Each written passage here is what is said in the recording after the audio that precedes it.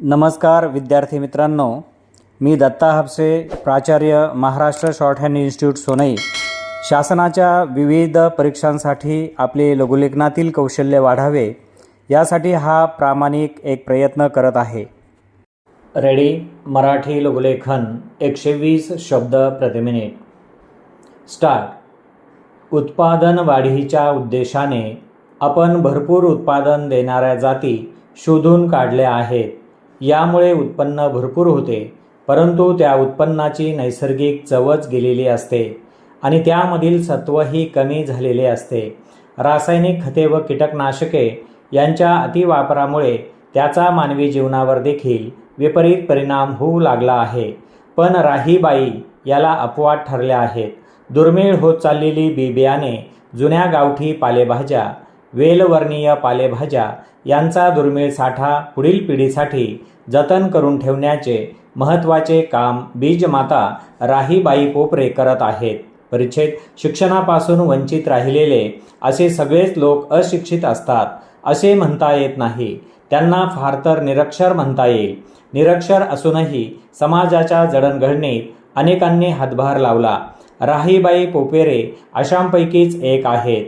अहमदनगर जिल्ह्यातील कुंभाळणे तालुका अकोले गावातील राहीबाई पोपेरे यांचे नाव महाराष्ट्रातच नव्हे तर देशविदेशात प्रसिद्ध झाले आहे. राहीबाईंनी शिकण्याचा प्रयत्नच केला नाही असे नाही. रात्रशाळेतील 3 रात्री त्या शिकल्या. सही करता येण्यापुरते तरी शिकावे अशी त्यांची इच्छा होती आणि त्यासाठी त्या रात्रशाळेत दाखल झाल्या होत्या. पण रात्रशाळेत शिकवायला येणाऱ्या शिक्षकांना 4थ्या रात्री वाटेत वाघ दिसला. त्यावेळी त्यांनी जी धूम ठोकली ते पुन्हा रात्रशाळेकडे फिरकलेच नाहीत. त्यामुळे राहीबाईंची शाळा सुटली. परिच्छेद. राहीबाईंना शाळेत जाण्याचे भाग्य लाभले नाही, परंतु निसर्गाच्या शाळेत त्या मन लावून शिकल्या. निसर्गाशी समरस झाले की निसर्ग भरभरून देत असतो. राहीबाई निसर्गाशी समरस झाल्या आणि निसर्गाने त्यांच्या जगण्याला दिशा दिली. लहानपणापासून त्यांना शेतीची आवड होती. त्यांची ही आवड छंदात रूपांतरित झाली आणि त्यातून साकारली बियाणांची बँक. त्यामुळे त्यांची बीजमाता राहीबाई अशी ओळख निर्माण झाली. परिच्छेद. हरित क्रांतीनंतर देशात हायब्रिड बियाणांचा पुरवठा मोठ्या प्रमाणात होऊ लागला. अधिक उत्पादन मिळत असल्याने शेतकरी हायब्रिड बियाणांकडे वळले. त्यामुळे पारंपरिक वाणांच्या वापराकडे दुर्लक्ष झाले. सर्रास सगळीकडे होणाऱ्या हायब्रिड बियाणे आणि रासायनिक खतांच्या वापरामुळे पिकांची गुणवत्ता कमी झाली. शिवाय चवीमध्येही फरक पडला. आरोग्याच्या समस्याही निर्माण होऊ लागल्या. एखाद्या ध्येयवादी व्यक्तीच्या हातून कोणतेही महत्त्वाचे काम निर्माण होते तेव्हा त्यामागे काहीतरी पार्श्वभूमी असते. राहीबाई यांच्या आयुष्याला वळण मिळायला अशीच एक घटना कारणीभूत झाली. परिच्छेद. राहीबाई यांच्यासह एकूण 8 भावंडे, त्यात राहीबाईंचा 5वा नंबर. 7 वर्षाच्या असताना राहीबाईंचे मातृछत्र हरपले. वडिलांची परिस्थिती बेताचीच होती. 4-5 एकर शेती होती, पण सगळी कोरडवाहू. त्यात नागणी, वरई, भात, उडीद, भुईमूग अशी पिके घेतली जायची.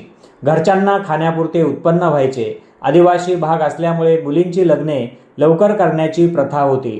त्यानुसार 12व्या वर्षी राहीबाईंचे लग्न झाले. गावातल्या गावात त्यांचे सासर होते. सासरी शेती थोडी जास्त असली तरी कोरडवाहूच. साहजिकच अधिक उत्पादन मिळावे अशी शेतकऱ्यांची इच्छा असायची. त्यासाठी नवीन बियाणे आले की ते पेरले जायचे. भाजीपालाही घरात हायब्रिडच येत होता. परिच्छेद. काही वर्षांपूर्वी राहीबाईंचा लाडका नातू सतत आजारी पडू लागला. त्याची काळजी लागलेल्या राहीबाईंना प्रश्न पडला की आमच्या वेळी तर कोणी इतके आजारी पडत नव्हते, पण आता काय बरे कारण असू शकेल. आधी त्या शेतात फारसे लक्ष घालत नव्हत्या. मुलं शेती बघत होते, परंतु आता राहीबाईंनी घरात आणि शेतातही स्वतः लक्ष घालायला सुरुवात केली.